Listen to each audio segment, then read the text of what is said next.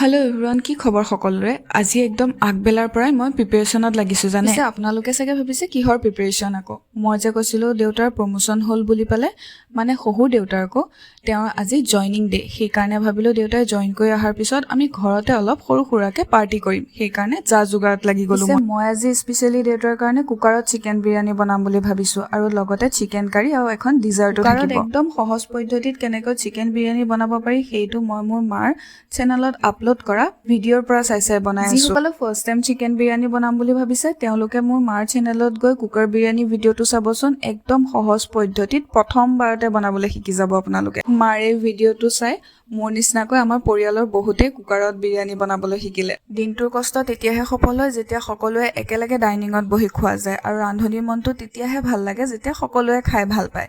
দেউতাই কৈছে আজিৰ খানাখিনি বোলে ৰেষ্টুৰেণ্টতকৈও খাবলৈ ভাল হৈছে। Okay, stay tune guys, bye bye.